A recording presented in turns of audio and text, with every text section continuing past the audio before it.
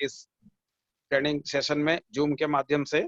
आज हमारे पास हमारे मार्गदर्शन करने के लिए विकास जी हैं, बैंगलोर से हैं ये, लेकिन झारखंड से ये लिनेज इनका झारखंड से है, बोकारो शहर से, और वहाँ पर ये अपना बिजनेस को डेवलप कर रहे हैं, डीएक्सन को।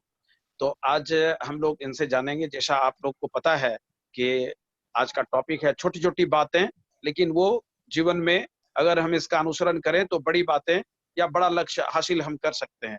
इसी पर प्रकाश डालने के लिए आइए हम सब आमंत्रित करते हैं विकास जी को। Over to Vikas ji. Vikas ji, good morning.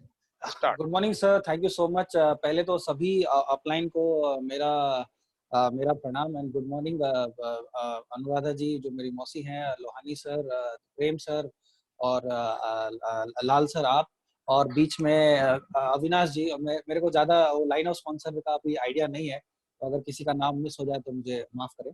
तो बिना किसी देरी के हम स्टार्ट करते हैं। तो आज ये मेरी पहली ट्रेनिंग होगी जिसमें मैं पूरी तरह से हिंदी में बात करूँगा, तो अगर कुछ भूल चूक हो जाए तो उसके लिए माफ करें। तो हम आगे बढ़ते हैं सर स्लाइड में। तो Vivek, can you just move the slides as per my requirement.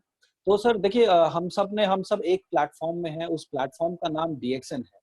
But क्या हमने इसको सही मायने में अपना करियर समझा है या चुना है अभी तक, या सिर्फ हम अभी इसलिए कर रहे हैं क्योंकि हमको कुछ करने के लिए नहीं है तो हमने सोचा चलो ये करके देखते हैं। तो किसी भी करियर का चुनाव करते समय हमें 4 बातों का जो है ध्यान रखना चाहिए। पहला जो हमें ये देखना है कि क्या हमें ये हम जो कर रहे हैं उससे हमें प्यार है, या हम जो करें उससे हमें प्यार होना बहुत जरूरी है। और अगर जो हम कर रहे हैं उससे हमको प्यार नहीं है तो करियर का चुनाव शायद सही ना हो पाए। दूसरा सबसे बड़ा जो इम्पोर्टेंट चीज है जो हमें ध्यान में देना है वो ये है कि जो हम कर रहे हैं उसमें क्या हम निपुण हैं। अगर हम जो कर रहे हैं उसमें निपुण नहीं है तो क्या हम निपुण बनने के लिए कोई प्रयास कर रहे हैं। For an example, Sachin Tendulkar को क्रिकेट खेलना बहुत पसंद है, वो उससे प्यार करते हैं क्रिकेट से, लेकिन आपको क्या लगता है कि बिना प्रैक्टिस के वो तेंदुलकर बन पाए क्या? नहीं, उन्होंने निरंतर उस जिससे वो प्यार करते थे, जिस चीज से, जिस कैरियर से वो प्यार करते थे, उससे उसकी प्रैक्टिस वो हमेशा करते रहे, निरंतर करते रहे, जब तक कि वो पूरी तरह से निपुण ना हो सके। जिस दिन वो रिटायर भी हुए उस दिन भी उन्होंने बोला कि आज भी मैंने कुछ सीखा है। तो वो हर दिन सीखते रहे और अपने आप को इम्प्रूव करते रहे। तो पहला है कि क्या हमें जो चीज हम कर रहे हैं उससे प्यार है।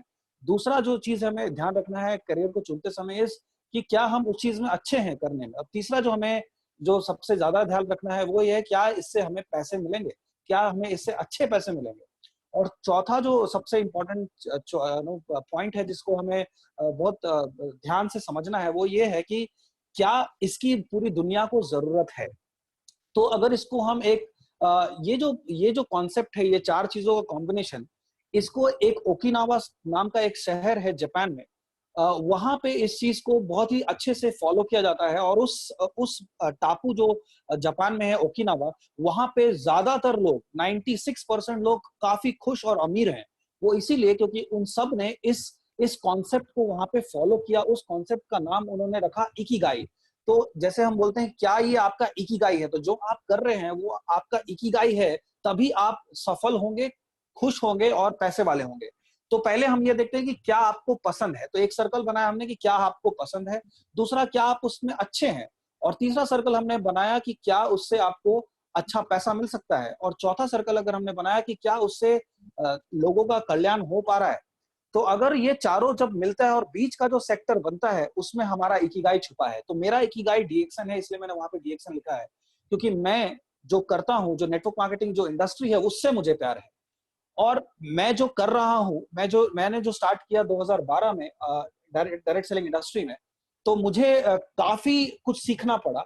और मैं आज जो कर रहा हूं उसमें मैं अच्छा हूं, मैं समझता हूं कि मैं अपने काम में अच्छा हूं। और तीसरा, मैंने पैसे भी कमाए हैं और पैसे कमा भी रहा हूं। और चौथा, जो हमारा प्रोडक्ट लाइन है या जो हमारा बिजनेस कॉन्सेप्ट है, वो लोगों को, दुनिया के हर एक इंसान को इसकी जरूरत है।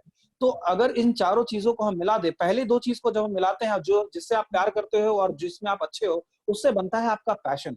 जिस काम में आप अच्छे हो और उसके लिए आपको पैसा मिलता है, तो वो बनता है आपका प्रोफेशन।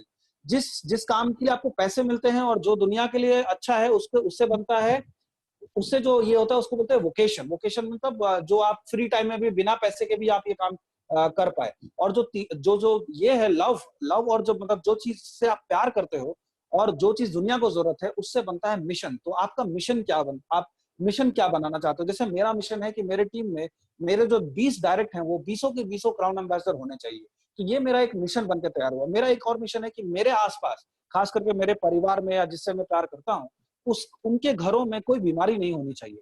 तो इससे बनता है मिशन। तो अगर आप आज इस जूम कॉल में हैं और अभी तक ये डिसाइड नहीं कर पाए कि आपका इकिगाई है क्या, आपको करना क्या है जिंदगी में, तो आज आप ये चारों इमेज को अपने दिमाग में बैठा लीजिए और ये समझ अपने आप से पूछिए कि जो आप कर रहे हैं क्या आपको उससे प्यार है? जो आप कर रहे हैं क्या आप उसमें अच्छे हो सकते हैं? अगर अच्छे नहीं है तो अच्छे हो सकते हैं, क्योंकि स्किल कैन बी लर्न, कोई भी कला जो है वो सीखी जा सकती है। और पैसे पैसे क्या आएंगे डीएक्शन से? वो भरपूर आएगा। और तीसरा चौथा जो है, जो क्या वो जग कल्याण के लिए। तो ये चारों का अगर आपका जवाब मिल पाता है डीएक्शन में, या ये चारों का जो कॉम्बिनेशन अगर आपको डीएक्शन में नजर आता है, तो आप एकदम सही, बिल्कुल सही प्लेटफॉर्म पे हैं। क्या can go to the next slide? तो हम आगे बढ़ते हैं कि आखिर हमने ये टॉपिक रखा क्योंकि छोटी छोटी मगर मोटी बातें। देखिए, आप सभी ने कभी ना कभी तो कोई नौका पे या जहाज पे बैठे होंगे।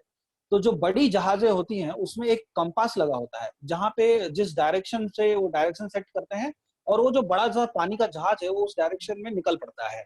तो जो कैप्टन होता है शिप का, वो उसको एग्जैक्ट लोकेशन मालूम होता है। आपको ये जानकर आश्चर्य होगा कि जो डिग्री ऑफ मेजरमेंट होता है डायरेक्शन पे जानने के लिए, वो सेकेंड्स में भी नापा जाता है कि इतना डिग्री और इतना सेकेंड, मतलब इतनी सटीकता होती है लोकेशन तक पहुंचने के लिए। क्या होगा अगर जैसे मान लेते हैं हमें पहुंचना है, हम निकले साउथ अमेरिका से और हमें जाना है साउथ अमेरिका से निकले हम किसी ब्राजील से लेके, जैसे हम ब्राजील से निकले किसी देश के लिए, जैसे मान लेते हैं हम नाइजीरिया के लिए निकले ब्राजील से। तो आप मैप में देखोगे कि एक पर्टिकुलर एंगल पे वो एक डेस्टिनेशन है। क्या होगा अगर गलती से हमने सिर्फ डायरेक्शन में 1 डिग्री का चेंज किया? मैं ये उम्मीद करता हूं कि आप सभी लोगों को ये समझ में आ रहा होगा कि 1 डिग्री का मतलब क्या होता है। अगर आप अपना वो छोटे क्लास में जब हम थे ज्योमेट्री याद करें तो समझ में आएगा कि एक स्ट्रेट लाइन का डिग्री 180 डिग्री होता है। तो अगर 1 डिग्री से 1 डिग्री जो कि सुई की नोक के बराबर होती है, उससे अगर हम अपना डायरेक्शन चेंज कर दे जहाज का, तो हम ब्राजील से नाइजीरिया पहुंचेंगे या कहीं और पहुंच जाएंगे? तो आपको ये नजर आएगा कि हम ब्राजील से नाइजीरिया तो नहीं पहुंच पाएंगे, लेकिन 3 देश छोड़ के कोई और देश पहुंच सकते हैं। तो एक छोटा सा डिग्री चेंज, 1 डिग्री का चेंज जो एक सुई के बराबर होती है, उससे आपका जो गंतव्य है, जो डेस्टिनेशन है, वो पूरी तरह से बदल जाता है। तो क्या इस बिजनेस में वो छोटी बातें बड़ा असर दिखा सकती हैं? बिल्कुल दिखा सकती है। तो इन सब चीजों को समझाने के लिए मैं कुछ कहानियों का माध्यम लूंगा। तो हम आगे बढ़ते हैं। तो एक मिस्टर तोंदेराम थे, छोटे से गांव में, कहीं बिहार के किसी छोटे से गांव में एक तोंदेराम थे जो कभी भी गांव से बाहर नहीं निकले। लेकिन वो गांव के मुखिया थे और बड़े ही प्रभावी और बड़े सामाजिकर्ता थे और लोगों का कल्याण हमेशा क्या करते थे। तो इस चीज को भारत सरकार ने नोटिस किया और उनको सम्मानित करने के लिए रिपब्लिक डे में आमंत्रण किया दिल्ली में। तो उनको पटना से दिल्ली तक का फ्लाइट टिकट भेजा गया। तो वो किसी तरह से, कभी पटना भी नहीं गए थे, तो किसी तरह से वो ट्रेन बस पकड़ के पटना पहुंचे, पटना एयरपोर्ट पहुंचे। और उनको किसी ने बताया कि भाई अगर फ्लाइट 4 बजे है तो आपको कम से कम 2 बजे एयरपोर्ट पे रहना पड़ेगा। तो वो रिस्क नहीं लेना चाहते थे, वो 12 बजे ही एयरपोर्ट पे पहुंच गए। तो जब 12 बजे एयरपोर्ट पे पहुंचे तो जब सिक्योरिटी में चेकिंग चल रही थी तो उनको बोला गया, सर आप अभी बाहर ही वेट कीजिए, 2 घंटे पहले आप अंदर घुस सकते हैं। तो उन्होंने बोला चलो ठीक है। अब तोंदेराम थे, उन्होंने एक टोपी पहनी थी और पजामा कुर्ता पहन रखा था और एक एक कोट डाल रखा था। तो बैठे बैठे बोर रहे थे तो सामने उनको एक मशीन दिखा जिसमें लिखा था अपना वजन तौलें, अपना वजन नो तौले। तो वो उस मशीन की तरफ बढ़ते हैं, फिर उसमें लिखा था 5 रुपए का सिक्का यहाँ डालें। तो तोंदेराम उस मशीन के ऊपर चढ़ते हैं और 5 रुपए का सिक्का डालते हैं। तो जब 5 रुपए का सिक्का डालते हैं तो उधर से एक आवाज आती है कि वेलकम तोंदेराम, आपका पटना एयरपोर्ट पे स्वागत है, आपका वजन 70 kg है और आपका दिन शुभ हो। तो जैसे ही तोंदेराम ये सुनते हैं और फिर उनको उनको एक टिकट मिलती है जिनमें उनका वजन लिखा रहता है, जैसे ही वो ये सुनते हैं तो वो बहुत बहुत आश्चर्यचकित हो जाते हैं। उनको लगता है कि इस मशीन को कैसे पता कि मेरा नाम तोंदेराम है। वो बहुत घबरा जाते हैं और फिर वो मशीन के आगे पीछे देखने लगते हैं, तो उनसे रहा नहीं जाता है। तो वो फिर से ये काम करते हैं, थोड़ी देर के बाद फिर से 5 रुपए का सिक्का डालते हैं, उस पर चढ़ते हैं और फिर वो मशीन बोलती है कि वेलकम तोंदेराम, आपका पटना एयरपोर्ट पे स्वागत है, आपका वजन अभी भी 70 किलो है और आपकी फ्लाइट 4 बजे है। ये सुन के तोंदेराम के होश उड़ जाते हैं। पहले तो मशीन को सिर्फ ये मालूम था कि इनका नाम तोंदेराम है, अब मशीन को ये भी मालूम है कि ये इनका फ्लाइट 4 बजे है। अब ये पूरी तरह से बौखला जाते हैं। अब ये वॉशरूम की तरफ भागते हैं, शौचालय की तरफ भागते हैं और उनके दिमाग में एक तरकीब आती है कि क्यों ना मैं अपने बैग में से कुछ कपड़े निकालूं और अपना कपड़ा चेंज करूं और अपनी टोपी को हटा के कुछ और ट्राई करूं। तो वो अपना पूरा हुलिया बदल के वापस उस मशीन पे आधे घंटे के बाद पहुंचते हैं और बड़ी होशियारी के साथ 5 रुपए का सिक्का डालते हैं और अपना हुलिया उन्होंने बदल रखा है, उन्होंने अपने कपड़े बदल लिए, सब कुछ बदल लिया और फिर मशीन से आवाज आती है कि वेलकम तोंदेराम, आपका पटना एयरपोर्ट पे स्वागत है, आप काफी देर से इंतजार कर रहे हैं, आपका वजन अभी भी 70 किलो है और आपकी फ्लाइट 4 बजे है। तोंदेराम को रहा नहीं गया, वो मशीन के अंदर झांकने लगे, वो मशीन के पीछे गए, मशीन के नीचे गए, चारों तरफ से मशीन का परीक्षण किया और उनको ये समझ में नहीं आ रहा है कि इस मशीन के अंदर जो महिला है वो कहाँ छुपी बैठी है। तो इनके फिर ये बड़े चिंतित हो जाते हैं और बड़ा कुछ विचार करने लगते हैं कि अब करूं क्या। फिर उनको एक महिला नजर आती है जो बुरखे में रहती है।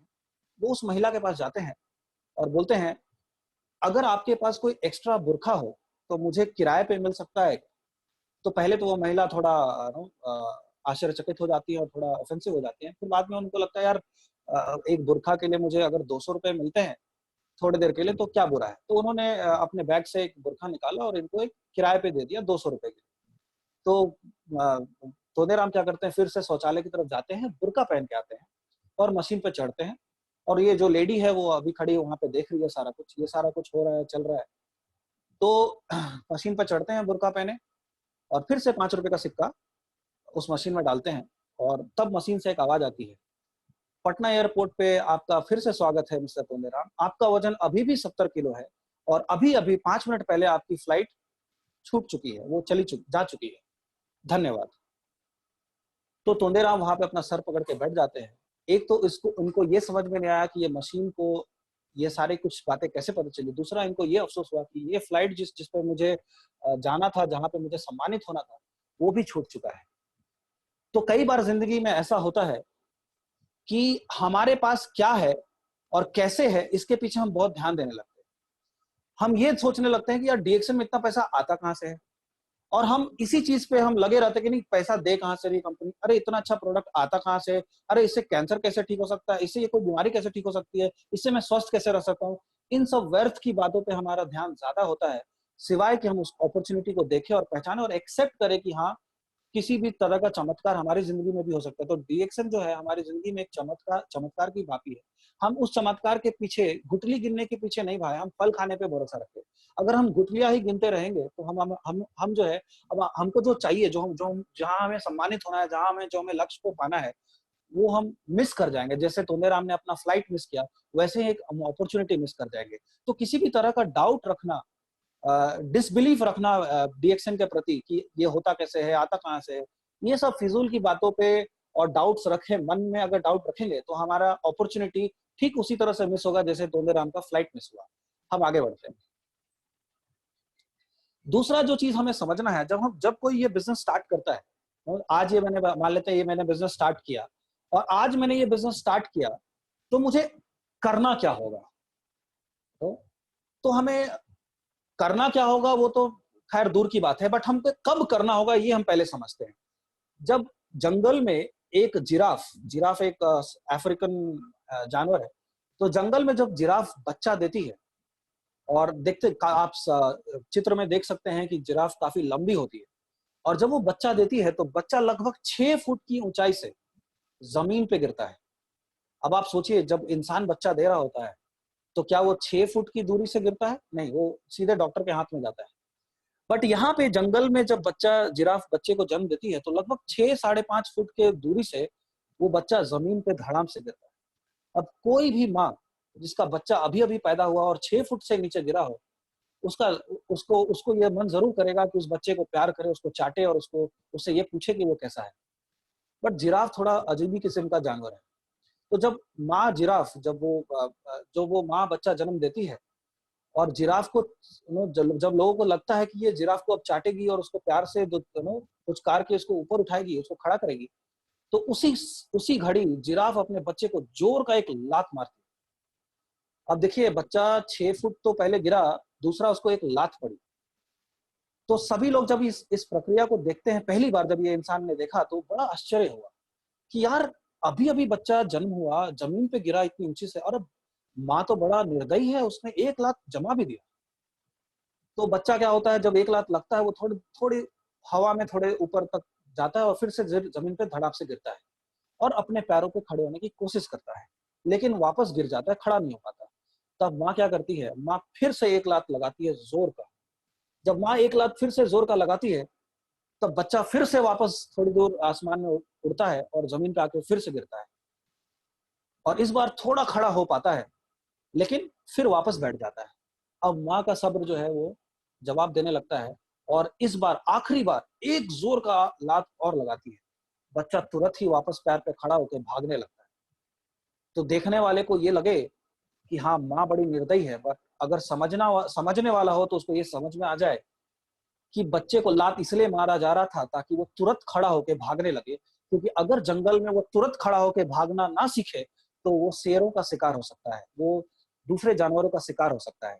तो ये चीज हमें बहुत समझना बहुत जरूरी है कि जब हम नेटवर्क मार्केटिंग में आते हैं, जब हम डीएक्सएन में साइन अप करते हैं, जब हम किसी भी बिजनेस को चुनते हैं या नेटवर्क मार्केटिंग या डीएक्सएन को चुनते हैं, तो ये समझिए कि जंगल जो है पूरी तरह से जानवरों से भरी है।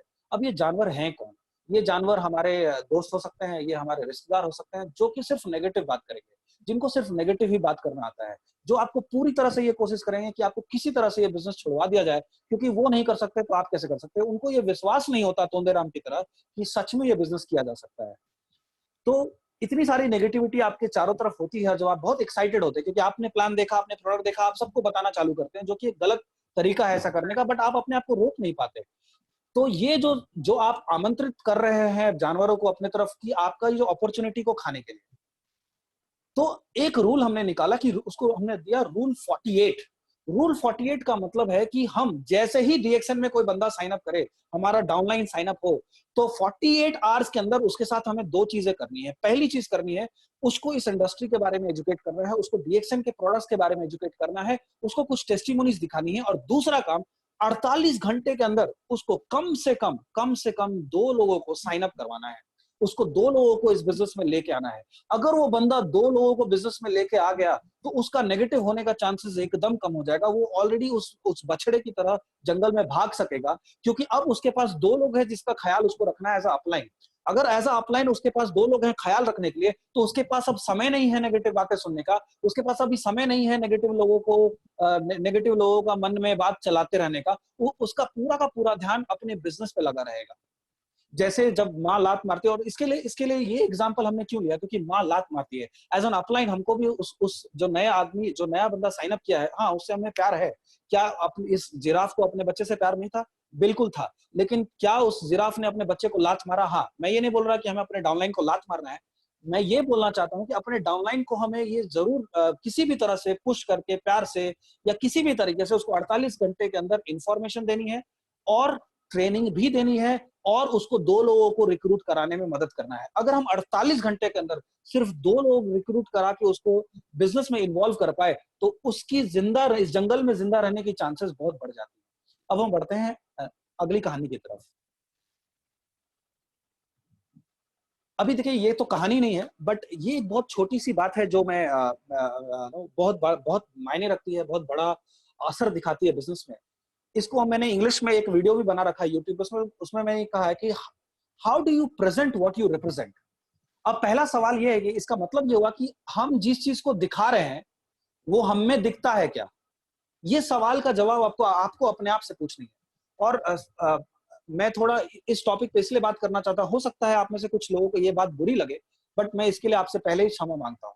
देखिए, मैंने ये समझा, जब हम वेलनेस इंडस्ट्री में आते हैं और जब हम नेटवर्क मार्केटिंग का बिजनेस प्लान दिखाते हैं, तो हमारे कपड़े पहले तो बहुत इंपॉर्टेंट रोल प्ले करते हैं।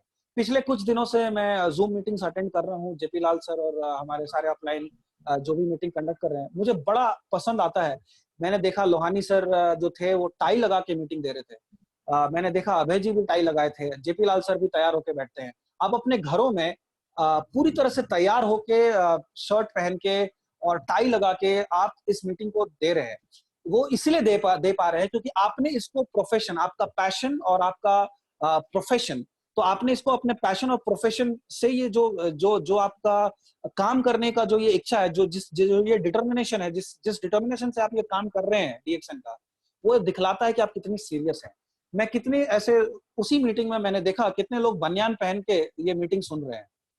तो क्षमा करें अगर आप ये बिजनेस को इस तरह से हैंडल कर रहे हैं, जो ये, हाँ मैं मानता हूं कि ये सारी चीजें ऑनलाइन हो रही हैं, आपको पूरा हक है आप अपने घर में कपड़े पहने या ना पहने, बट जब हम एक मीटिंग में आते हैं तो आपको थोड़ा तो कम से कम उन स्पीकर्स का इज्जत रखना है जो टाई लगा के बैठे हैं, जो पूरे फॉर्मल में तैयार होके, शायद गर्मी होगी वहां पे मुझे नहीं मालूम, लेकिन उस गर्मी में भी उन्होंने टाई और शर्ट पहन के वो मीटिंग दे रहे हैं, अपने काम से कितना प्यार करते हैं वो आप सोचिए। अभी आप ये सोच के देखिए, तेंदुलकर अगर पिच पे बिना यूनिफॉर्म के पहुंच जाए, वो तो भगवान है ना क्रिकेट का, वो तो बिना कपड़े के भी क्रिकेट खेल सकता है, लेकिन वो देखिए वो पैड भी लगाता है, हेलमेट भी लगाता है, ग्लव्स भी पहनता है, वो पूरी तैयारी के साथ फील्ड पे उतरता है। तो जब हम पूरी तैयारी के साथ फील्ड में उतरते हैं, और सिर्फ वही नहीं, बाकी जो टीममेट्स हैं जो पेविलियन में बैठे हैं या जो ड्रिंक्स लेके आते हैं, वो भी यूनिफॉर्म में रहते हैं। तो इसका मतलब क्या है कि जो जो स्पीकर है, जो ये ट्रेनिंग या मीटिंग दे रहा है, उसको तो कपड़ा पहनना जरूरी है ही, और as a audience, as a teammate, आपका भी अच्छे कपड़े पहन के जूम मीटिंग में या कोई भी मीटिंग्स में जाने का पूरा पूरा आपका ये दायित्व बनता है कि आप अच्छे से कपड़े पहने। क्योंकि देखिए अब कितने लोग हैं मुझे ये बोलेंगे, अरे स्टीव जॉब्स तो हमेशा एक ब्लैक टी शर्ट और एक ब्लू जीन्स पहनता था, अरे मार्क जुकरबर्ग तो एक ग्रे टी शर्ट और ब्लैक ब्लू जीन्स पहनता है, तो वो तो सूट नहीं पहनते। तो मेरा भैया आपसे ये आग्रह है कि वो मार्क जुकरबर्ग और स्टीव जॉब्स है, उनको सब जानते हैं, वो चड्डी भी पहनेंगे तो भी वो मार्क जुकरबर्ग और स्टीव जॉब ही रहेंगे, लेकिन हमें कोई नहीं जानता। हमें लोग पहले जज करते हैं अपने कपड़े से।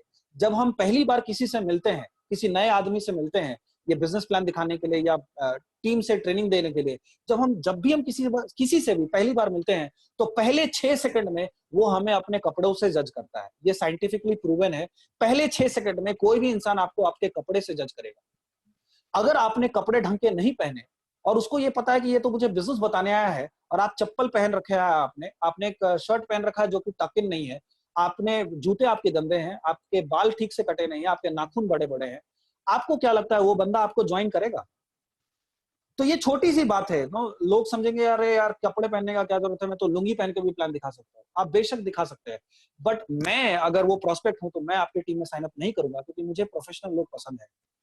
सिर्फ जज्बे से काम नहीं चलता, जज्बा के साथ आपको उस गेम का रूल फॉलो करना पड़ता है। क्रिकेट का बड़ा जुनून है तेंदुलकर को, लेकिन उस गेम का वो रूल फॉलो करता है। और दूसरी सबसे बड़ी बात है, हम वेलनेस इंडस्ट्री में हैं। अब हम जब वेलनेस इंडस्ट्री में है तो वी चैंपियंस हमारा जो सिस्टम है उसमें एक रूल है, अगर आप ओवरवेट हैं तो आप ट्रेनिंग नहीं दे सकते, ना ऑनलाइन ना ऑफलाइन। मतलब आप स्टेज पे जा ही नहीं सकते अगर आपका वजन ज्यादा है या आपका पेट निकला हुआ है, आप भले ही क्राउन एम्बेसडर क्यों ना बन जाए। तो ये ऐसा हम इसलिए बनाए क्योंकि हमें नंबर 1 बनना है। नंबर 1 बनने के लिए कुछ कठिन डिसीजंस लेने पड़ते हैं, कुछ बड़ा डिसीजंस लेना पड़ता है। आप अगर हर्बल लाइफ की एग्जांपल देखें, तो हर्बल लाइफ में अगर किसी लीडर का वजन ज्यादा है तो उसका बोनस कट होता है। अगर हर्बल लाइफ में किसी इंप्लॉय, कंपनी के इंप्लॉय का अगर वजन ज्यादा है तो उसका सैलरी कट होता है। तो सीईओ से लेके क्राउन एम्बेसडर तक फिट रहते हैं। उनका प्रोडक्ट भी वेलनेस का प्रोडक्ट है, उनका वेट लॉस का भी प्रोडक्ट है, हमारे भी डीएक्सएल में वेट लॉस का प्रोडक्ट है जिसको हम वेट लॉस के लिए यूज करते हैं।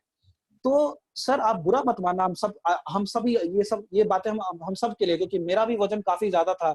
अगर कुछ लोगों ने मुझे दिसंबर में देखा था भुवनेश्वर में, तो मेरा भी काफी पेट निकला हुआ था। लेकिन ये रूल हमने बनाया क्योंकि हम जब वेलनेस में आए, डीएक्सएल में आए, तो मैंने सोचा कि अगर मैंने ये रूल बनाया तो पहले मुझे ही फॉलो करना पड़ेगा। तो मैंने कड़ी मेहनत से अपना वजन काफी कम किया, 9 किलो वजन कम किया, मेरा पेट कम हुआ। और यही चीज मैं अपनी टीम को सिखाता हूँ कि क्योंकि अगर मैं वेलनेस का बात करूं और लोगों के सामने वेलनेस का ज्ञान बताऊं, वेलनेस का ज्ञान झाड़ूं, और मैं खुद शेप में नहीं हूं, तो मुझे नहीं लगता वो मेरे साथ साइन अप करेगा। तो देखिए अभी आप देखिए, हम जो ये सलमान खान, शाहरुख खान और बाकी जो भी लोग हैं, इनको हम क्यों फॉलो करते हैं? क्योंकि ये बड़ा फिट है, ये सब बड़े फिट हैं और पूरे एकदम मतलब अमीर हैं, फिट हैं और अच्छे लगते हैं, और लोगों को उनके साथ फोटो खिंचवाना, ऑटोग्राफ लेना पसंद आता है। तो जब तक हम अपने आप को एक सेलिब्रिटी की तरह नहीं ढाल पाए, जब तक हमें एक सेलिब्रिटी की तरह नहीं दिखें, तब तक हमारे साथ अच्छे लोग नहीं जुड़ेंगे। तो अगर हमें अच्छे लोगों को जोड़ना है तो पहले अच्छा दिखना पड़ेगा, बहुत बहुत जरूरी है। हम बढ़ते हैं आगे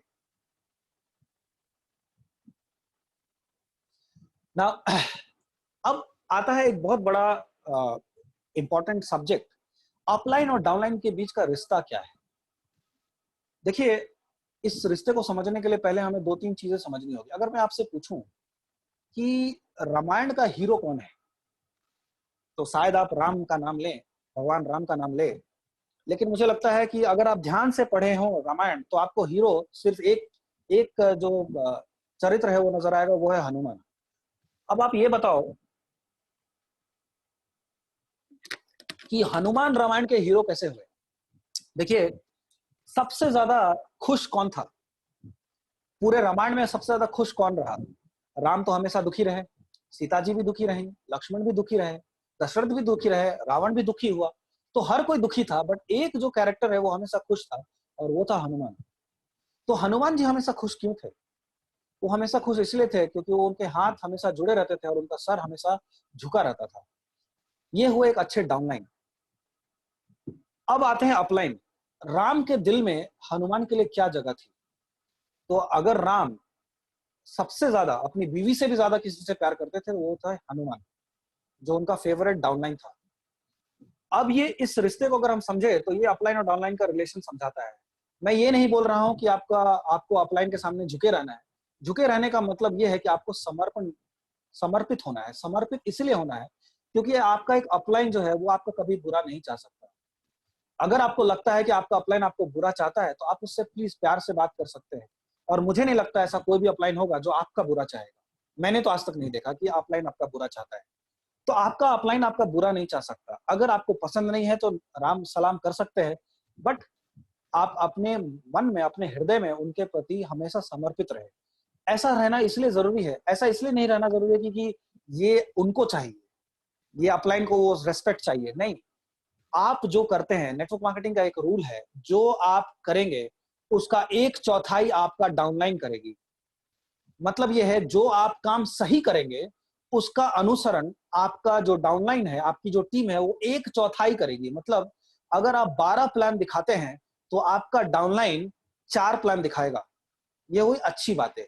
जब कोई आप गलत काम करते हैं तो आपकी डाउनलाइन उसका 4 गुना करती है। देखिए, जब अच्छी काम का कॉपी करने का बात आता है तो आपकी डाउनलाइन 1/4 कॉपी करेगी, लेकिन जब बुरा आप कोई काम करते हैं तो आपकी डाउनलाइन उसको 4 गुना कॉपी करेगी। मतलब अगर आपने एक अपलाइन को गाली दी तो आपकी डाउनलाइन 4 अपलाइन को गाली देगी। तो ये आप समझिए कि ये जो रिस्पेक्ट है, ये जो कल्चर है, ये आप अपने लिए नहीं कर रहे, ये आप अपने अपलाइन के लिए, ये आप अपने अपलाइन के लिए नहीं कर रहे हैं, ये आप अपने लिए कर रहे हैं कि आपकी इज्जत बनी रहे। इसीलिए आप दूसरों की इज्जत करेंगे। तो जब ये आपकी टीम ये आपको देखेगी करते हुए, तो वो आपको भी इज्जत देगी। तो इस चीज को समझना बहुत जरूरी है। जो हमारी हिस्ट्री है रामायण और महाभारत, उस चीज को हमें ये समझना जरूरी है कि हनुमान हमेशा झुके थे। इसलिए आज देखिए, पूरी दुनिया में हनुमान मंदिर ज्यादा है, राम मंदिर कम है। मतलब यह है कि आपका टीम आपको उतना ही पूजेगी, उससे ज्यादा पूजेगी अगर आपको वो पूजते हुए नजर आएगी। अगर आप किसी को पूछते हैं और उनको, आपकी टीम वो आपको देखती है, तो आप उनके लिए ज्यादा पूजनीय होंगे। तो इसीलिए किसी भी अपलाइन के खिलाफ कभी भी ना मन में रखे, ना किसी को बोले। अगर कुछ है तो अपने तक ही सीमित रखे। और उसी तरह से अपलाइन जो है अपने डाउनलाइन का कभी बुरा ना चाहे। क्योंकि अगर आप बिजनेस कर रहे हैं, नेटवर्क मार्केटिंग कर रहे हैं, और आप अपने डाउनलाइन के बारे में गलत सोचते हैं या गलत विचार रखते हैं या उसकी सफलता में बाधा बनना चाहते हैं, मुझे नहीं लगता आप ऐसा करते होंगे। बट अगर आपके मन में ऐसा है तो उस चीज को तुरंत निकाले, क्योंकि आप जो करेंगे वही आपकी टीम करेगी। ये बात हमको याद रहना चाहिए। जो दूसरी कहानी है जिससे हमको ये रिलेशन और समझ में आए। देखिए, एक गांव में एक पहाड़ी पे मंदिर हुआ करता था। तो पहाड़ पे एक मंदिर था और उसमें एक पुजारी था। तो गांव का एक गधा था जिसको कुछ नौकरी चाहिए होती। तो पहाड़ी काफी दुर्गम जगह पे था और उस वहां तक पहुंचना काफी कठिन था। तो गांव वाले जो है नॉर्मल मौसम में पहुंच जाते थे, बट बरसात में खास करके उनको काफी दिक्कत होती थी। मंदिर जाना बड़ा मुश्किल हुआ करता था। तो पंडित जी के दिमाग में एक तरकीब आई। तरकीब ये आई कि एक गधा, गांव का गधा, उनको मालूम था कि वो एक नौकरी ढूंढ रहा है। तो उन्होंने उस गांव के गधे को बुलाया और बोला, देखो बारिश के समय में और या कुछ बुजुर्ग लोग हमेशा मंदिर नहीं आ पाते, तो हफ्ते में एक बार तुम जो है भगवान की जो प्रतिमा है उसको आप अपने कंधे पे पीठ पे रखो। मैं तुम्हारे पीठ पे वो भगवान की प्रतिमा रखूंगा और तुम दर्शन करा आना लोगों को, लोगों के घर पे जाके भगवान का दर्शन करा देना। तो गधा भी बड़ा खुश हुआ कि यार मुझे पैसे भी मिलेंगे और ये काम भी बड़ा अच्छा है। तो जब जो गधा है वो भगवान की प्रतिमा उसके पीठ पे पंडित जी रख के सुबह सुबह उसको गांव पे भेजा करते थे। और जैसे ही वो गधा जो वो ढेकार क्या बोलते हैं उसको, हिंदी में उसका वर्ड मुझे नहीं आ रहा, जब वो ढांचू ढांचू करता था तो गांव के जो लोग थे, जो घर वाले लोग थे, वो बाहर आते थे, गधे का पैर छूते थे और फिर भगवान की प्रतिमा पे कुछ दान दक्षिणा देते थे। और ये सारा दान, ये कार्यक्रम करके, पूरे दिन भर का कार्यक्रम करके जो गधा है वो मंदिर पहुंच जाता था। तो जो गधे को जो इज्जत मिल रही थी वो मतलब पूरी तरह से मतलब मंत्र मुग्ध हो गया कि भाई इतनी इज्जत मुझे आज तक नहीं मिली। और उसको ये बड़ा मजा आने लगा ये काम करके, मतलब वो जहां जाए लोग उसका बड़ा रिस्पेक्ट करे, उसके लिए तालियां बजाए, उसके लोग पैर छुए। तो नेटवर्क मार्केटिंग में भी ऐसा होता है कि कितनी बार हमें बहुत इज्जत मिलती है, बहुत रिस्पेक्ट मिलता है, लोग हमारे लिए तालियां बजाते हैं। तो इस गधे को अब लगने लगा कि यार ये पंडित को मैं अपना जो कलेक्शन करके आता हूँ, ये पंडित करता क्या है, ये तो सिर्फ मेरे पीठ पे भगवान रख देता है, लोग तो मेरा पैर छूते हैं, पैसे देते हैं और ये पूरा का पूरा पैसा रख के मुझे थोड़ा सा हिस्सा दे देता है।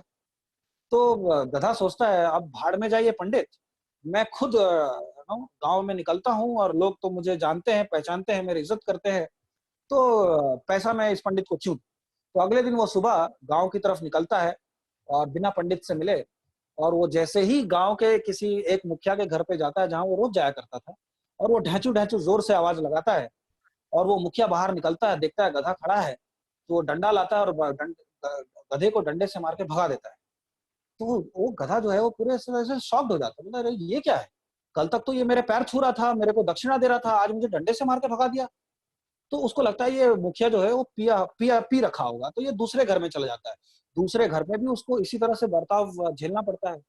तो उस गांव में उस दिन उसको 10-12 लोगों के यहाँ से डंडे मिलते हैं, गालियां मिलती है। वो बड़ा निराश हो जाता है, शाम तक किसी तरह पंडित जी के पास पहुंचता है और उनसे हाथ जोड़ के बोलता है कि पंडित जी मुझे माफ करें, मैंने ऐसा सोचा और मैं गांव में गया, बट मुझे ये बात समझ में नहीं आई पंडित जी, जब आप मुझे भगवान का मूर्ति रख के भेजते थे तो लोग मुझे मेरा पैर छूते थे, मुझे दक्षिणा देते थे, लेकिन जब मैं अकेला गया तो लोगों ने मुझे डंडे मारे, मुझे गालियां दी, ऐसा क्यों। तो पंडित जी ने बोला, मूर्ख, वो तुम्हें इज्जत नहीं देते थे, वो तुम्हारे ऊपर रखी इस प्रतिमा के वजह से तुम्हें इज्जत देते थे।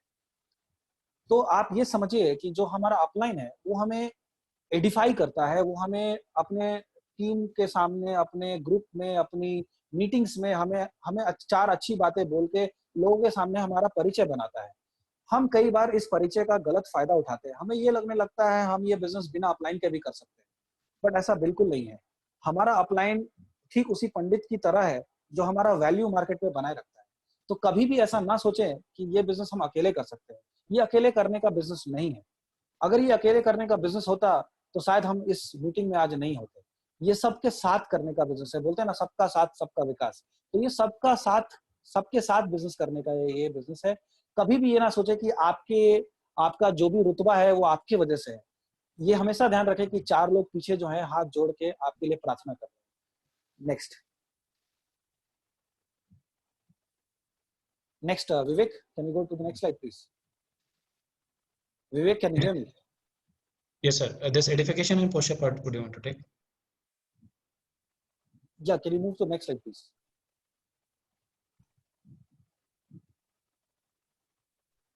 Okay. So, JP Lal sir, मतलब मैं उम्मीद करता हूँ कि मैं सही जा रहा हूँ। अगर कोई मतलब अगर कहीं गलती हो रही हो तो प्लीज मुझे कुछ बताएं। नहीं, बिल्कुल। बहुत ही छोटी छोटी बातों के आधार पर एक कहानी के द्वारा लोगों के अंदर छुपी हुई वह जो हमारी परंपरागत संस्कृति का जो भाव है वो नेटवर्क के माध्यम से आप उसमें जगाने का प्रयास कर रहे हैं। Keep it up, thank you so much continue. Sir. तो अभी जो दूसरा सबसे बड़ा चैलेंज आता है वो आता है एक अजीब से फीलिंग का, एक अजीब से कैसे बोले, एक विचार है जो हमारे मन में है, जो हर किसी के मन में होती है, चाहे वो इंसान हो या भगवान हो। भगवान के मन में भी ये एक भावना है और एक इंसान के मन में भी ये भावना है। अब भगवान के मन में भी ये भावना है, बट भगवान के अंदर ये भावना काफी कम है, इसीलिए वो भगवान है, इसलिए वो पूजनीय है। बट इंसान इसीलिए है क्योंकि उस इंसान के अंदर ये भावना बहुत कूट कूट के भरी है। तो अगर हमें भगवान के करीब पहुंचना है या भगवान जैसा बनना है या भगवान का अनुसरण करना है, तो हमें इस भावना को कम से कम करना होगा। वो भावना का नाम है ईगो। ईगो का मतलब होता है इरेजेस गॉड आउट। अगर आपके अंदर से भगवान को निकाल दिया जाए तो आप एक ईगो वाले इंसान बन जाते हैं। तो एक कौवा था जो जिसके हाथ एक छोटी सी मीट की मांस की टुकड़ी लगी।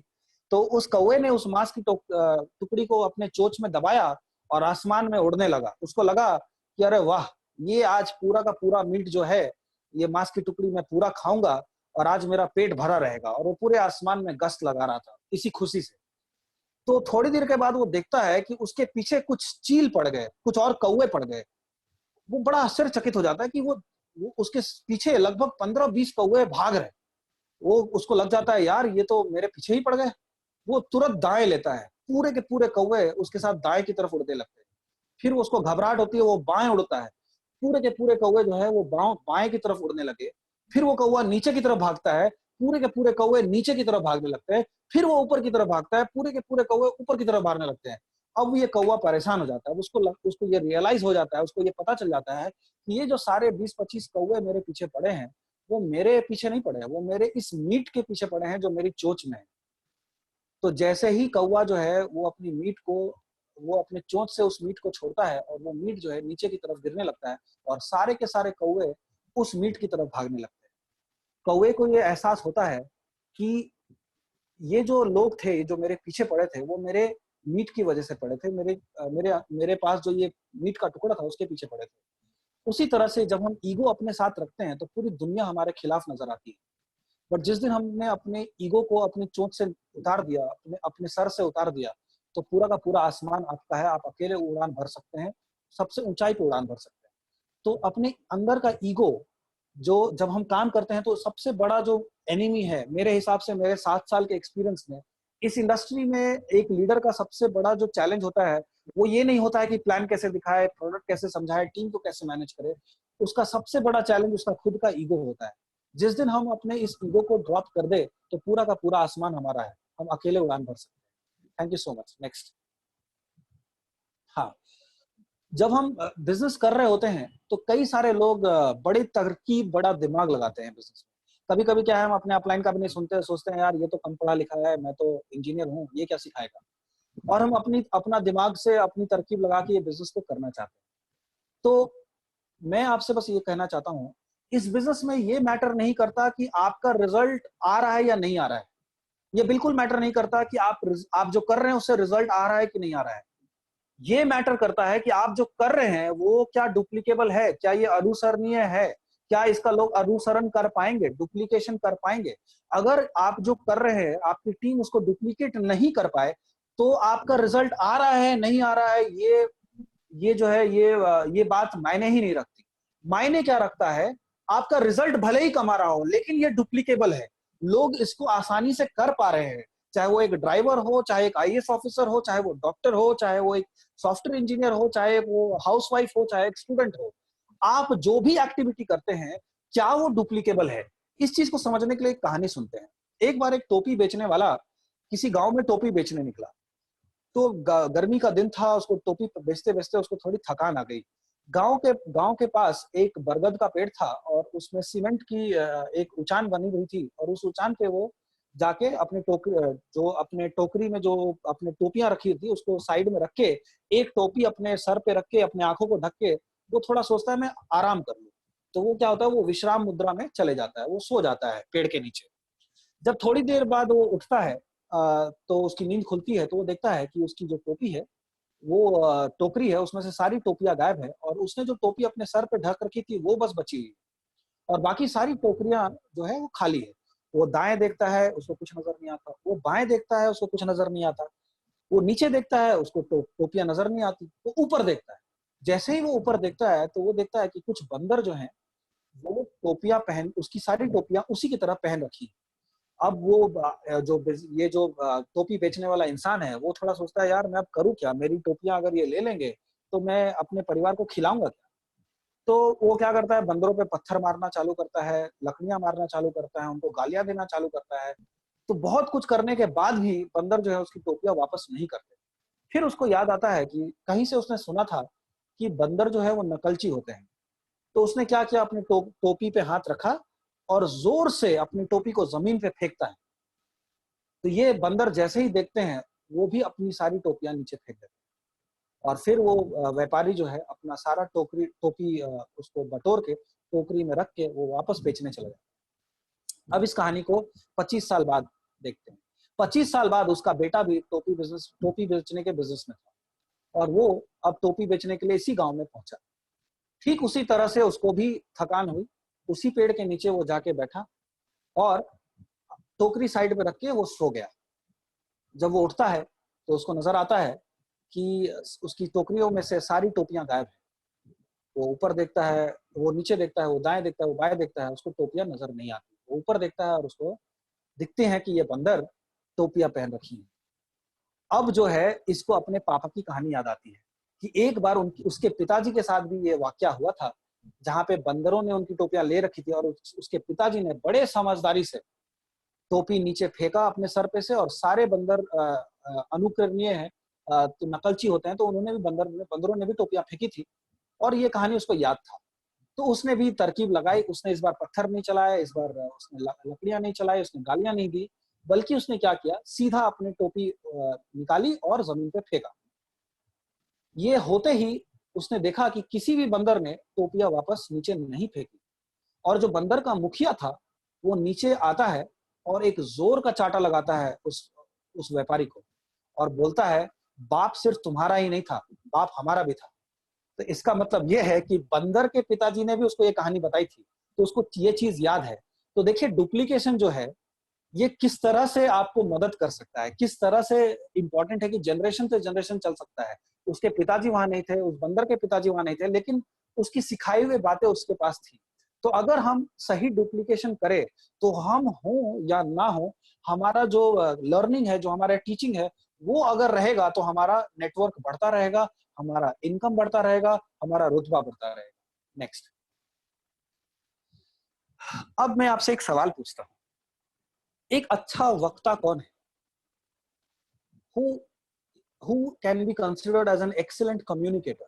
एक अच्छा वक्ता कौन है? तो शायद आप जवाब दे जो अच्छा बोल सकता है, या जिसके पास कंटेंट हो, जिसके पास बोलने का क्षमता हो या सामग्री हो।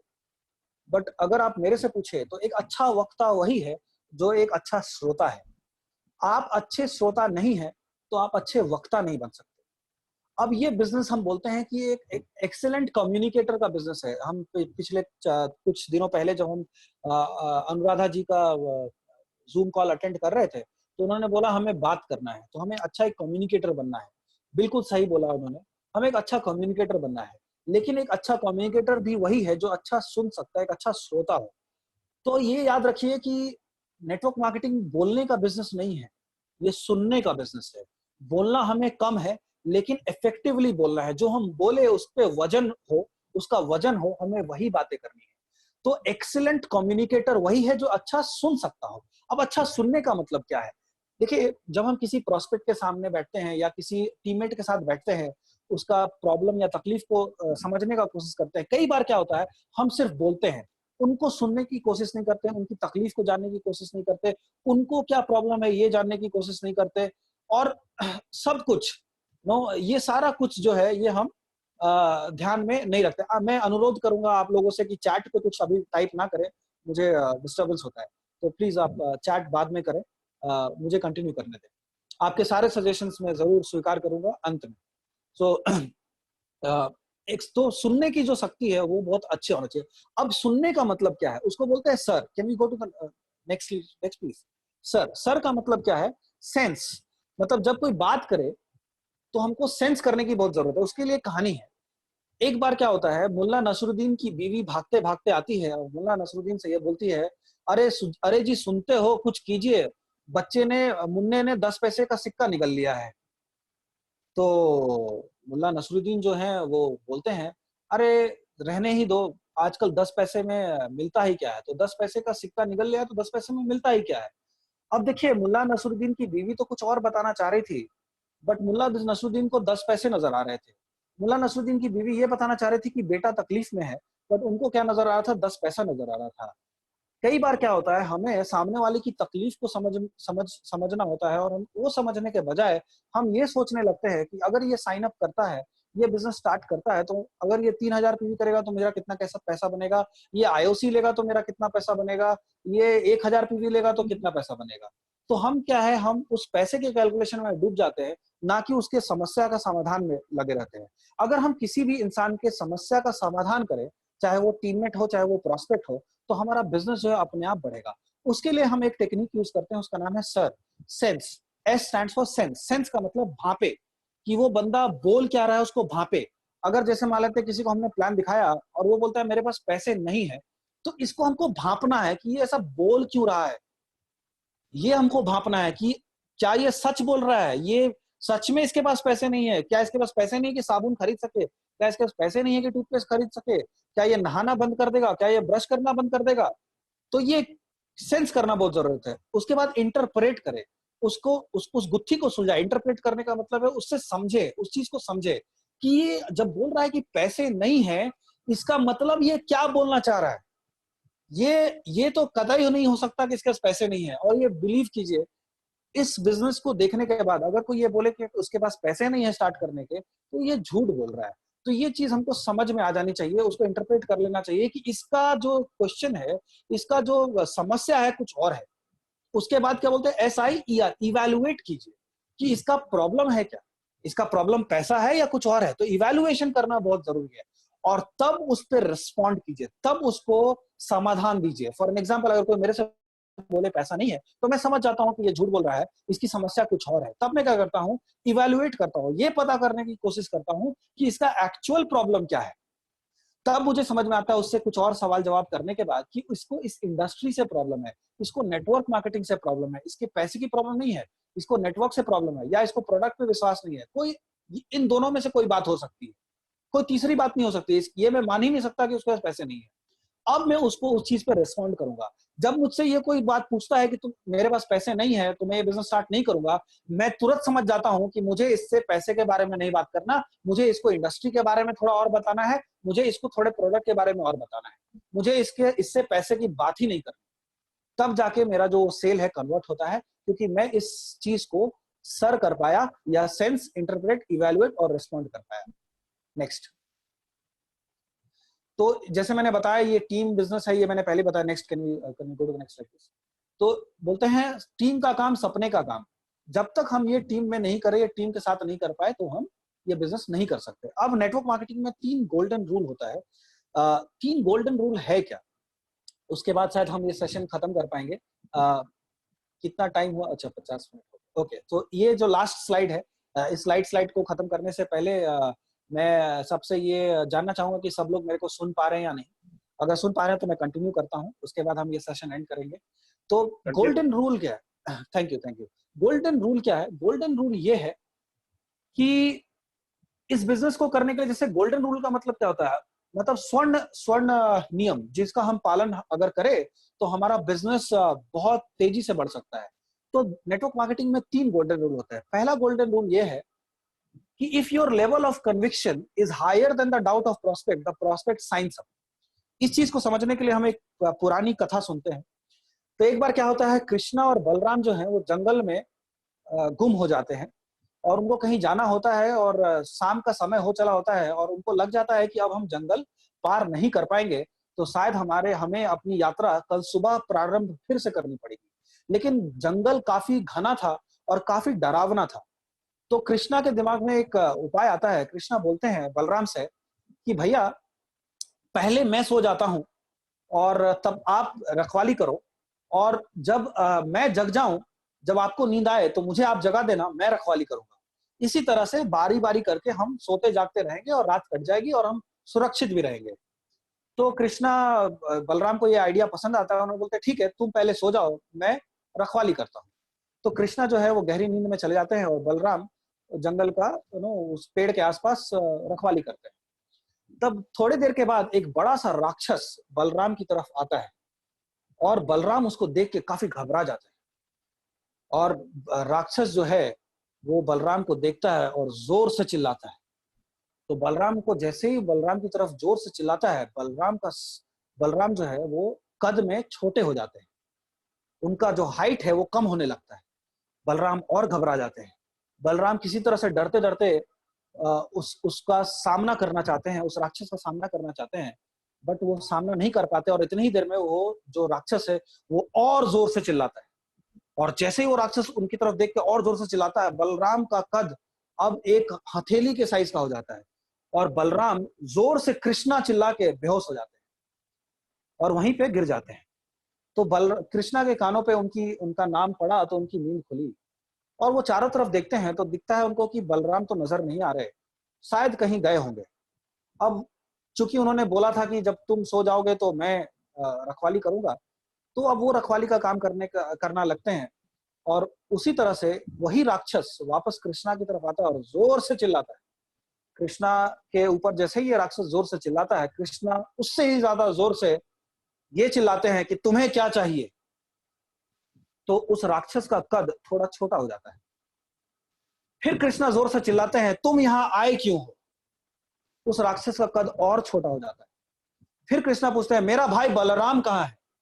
वो राक्षस एकदम छोटा हो जाता है, चूहे के साइज का। अब कृष्णा क्या करते हैं, इस राक्षस को उठाते हैं जमीन से और अपनी पोटली में उस राक्षस को डाल के अपने कमर में बांध लेते हैं। सुबह होती है, बलराम जगते हैं और अपने सही शेप में वापस अपने सही हाइट में होते हैं। तो बलराम जो है उठते हैं, बोलते हैं, अरे कृष्णा, मैंने शायद बहुत बुरा सपना देखा, या मुझे पता नहीं कि ये सपना था या हकीकत। कल रात जब तुम सो गए थे तो एक बड़ा राक्षस आया और वो मेरे पे चिल्लाता गया, और जैसे ही जैसे वो चिल्लाता गया मेरा कद छोटा होता गया और मैं फाइनली बेहोश हो गया।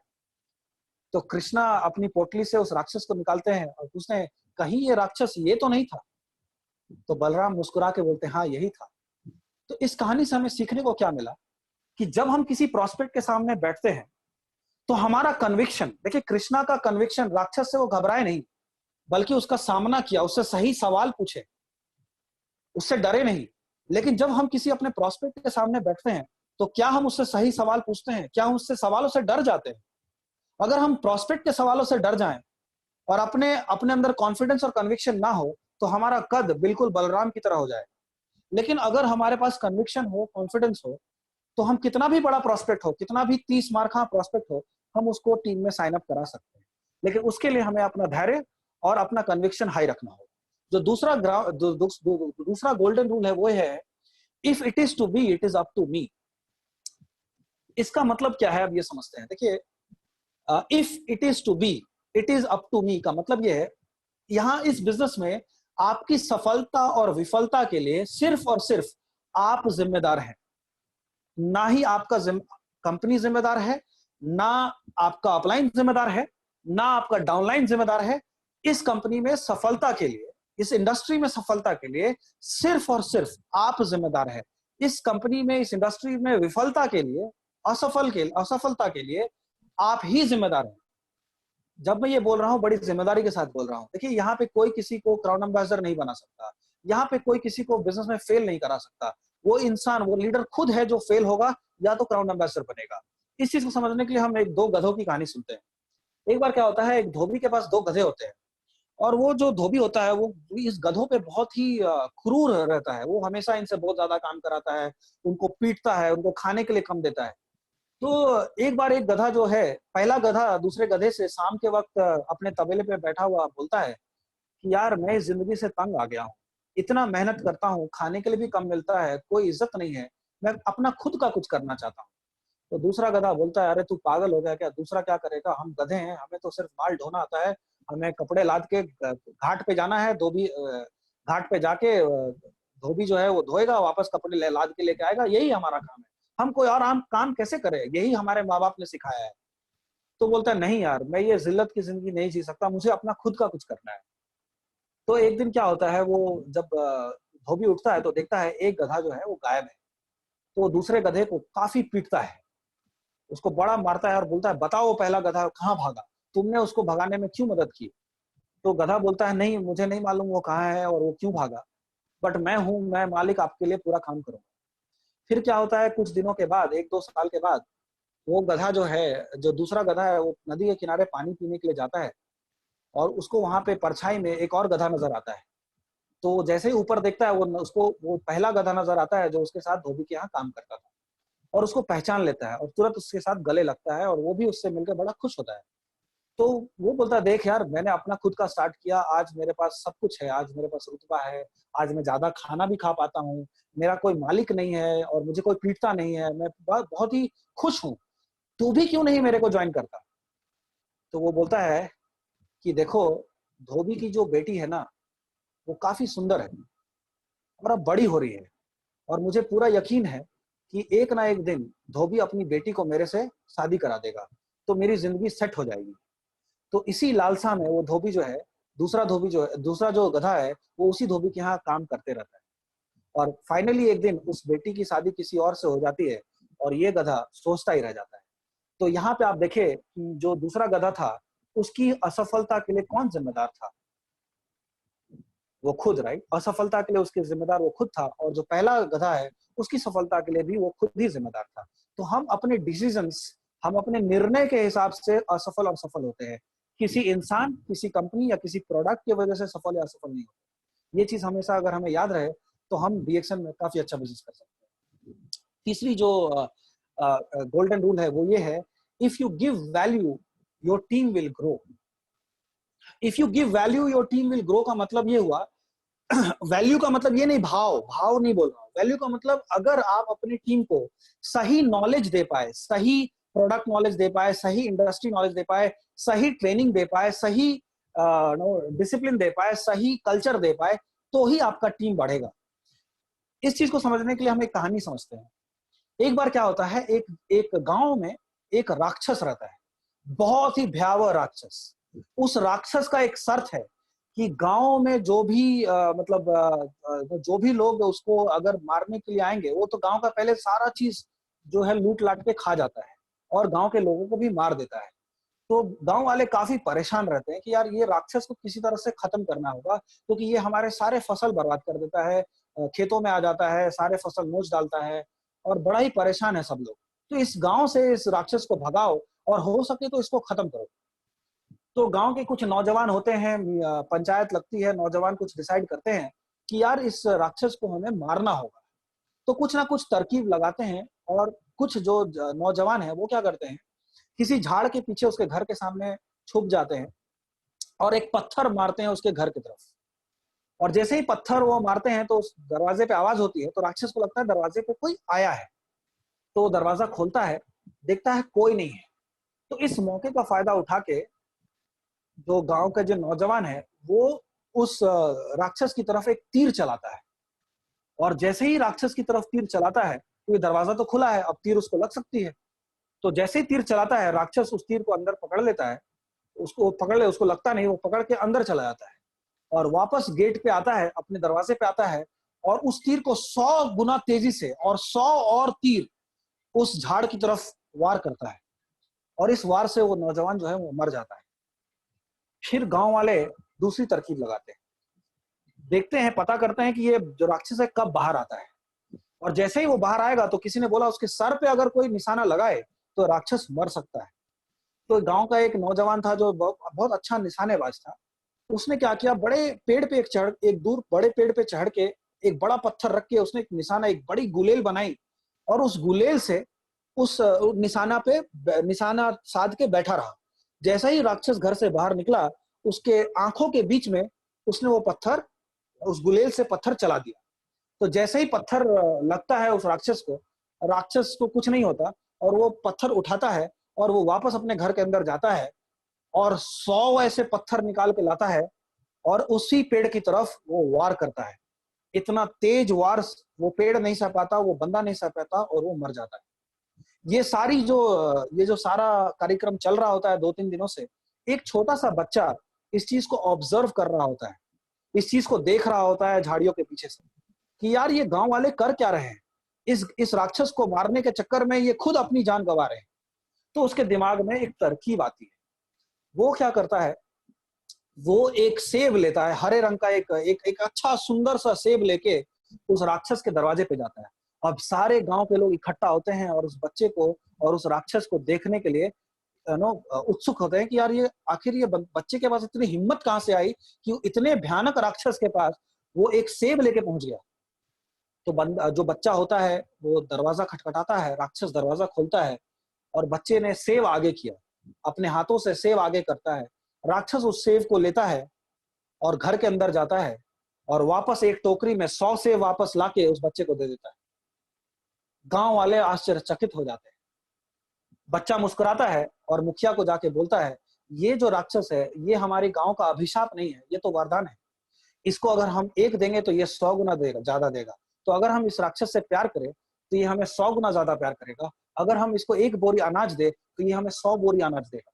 तो हमारा गांव इस पूरे इलाके का सबसे अमीर गांव बन सकता है। तो ठीक उसी तरह से अगर हम किसी एक टीम मेंबर के ऊपर ट्रेनिंग पे समय बिताए, उसको प्यार से रखे, उसको सही बुक्स पढ़ने की आदत डलवाएं, उसको सही वीडियोस देखने की आदत डलवाएं, तो ये जो एक टीममेट के साथ जो हमने सही काम किया, ये 100 लोगों में मल्टीप्लाई हो सकता है और ये 100 लोग और 100 लोगों में मल्टीप्लाई हो सकता है। तो ये 3 रूल, गोल्डन रूल अगर हम अपने बिजनेस में फॉलो करें तो हमें इस बिजनेस को बड़ा करने से कोई नहीं रोक सकता।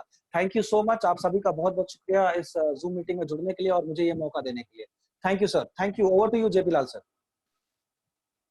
बहुत सुंदर, आपको बहुत बहुत बधाई और शुभकामना। आपने छोटी छोटी बातें और मोटी बातों को एक कहानी के द्वारा लोगों को हृदय को छुआ और हमें उम्मीद है कि जितने भी पार्टिसिपेंट हमारे इसका अनुसरण कर रहे थे आपके और एक लेसन में, छोटी बातों में, कि हमें एक अच्छा श्रोता होना चाहिए और वही एक अच्छा लीडर हो सकता है।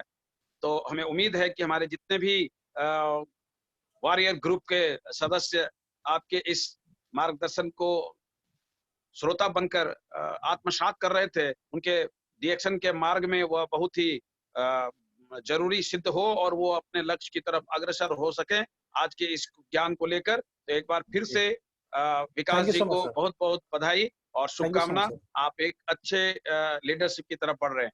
Thank you overall sir. Thank you so much sir. Thank you so much and thank you everybody. Thank you all my upline sir. Thank you. हम लोग 8 बजे एक नई उम्मीद, नई आशा के साथ और कल फिर एक अच्छे शख्सियत के साथ हम लोग मिलते हैं। तब तक के लिए गुड मॉर्निंग, सुखी रहें, सुरक्षित रहें, घर